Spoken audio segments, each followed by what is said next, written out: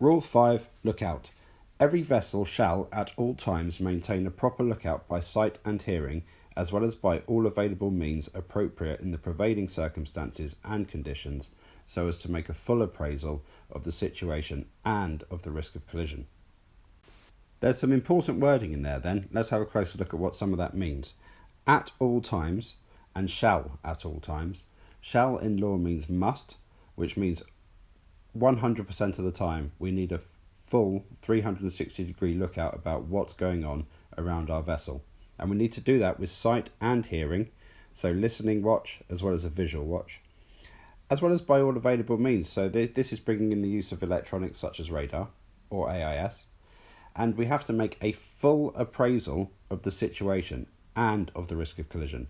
So this isn't just a rule about risk of collision. This is all the time a full appraisal of the current situation, whether there's a risk of collision or not. Let's have a look about how we can apply this in some different situations then. If we look at the sailing vessel, we can see that the chap at the stern of the vessel is going to have some massive blind spots caused by his foresail and his mainsail. And you can get some rather large vessels or objects or hazards hidden by that visual impairment. The solution then is to place a second crew member, if you have one, where they can see underneath or in front of the sails, or to make sure you have a constant look so that you yourself are aware what's going on behind you and around you all the time. In the case of power-driven vessels, when they're underway, they tend to tilt at an angle, and the superstructure of the vessel itself can cause a blind spot behind you.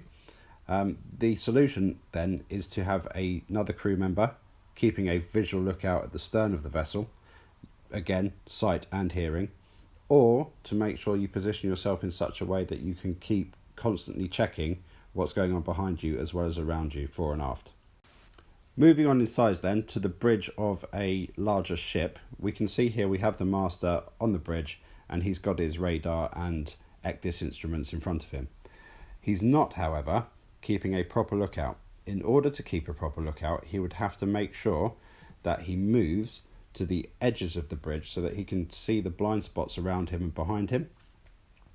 So as you can see, if he was to move to the edge of the bridge, he would be able to see the vessel approaching in his blind spot and would not be surprised that he was now in a situation where he was being overtaken under Rule 13 and was now a stand-on vessel.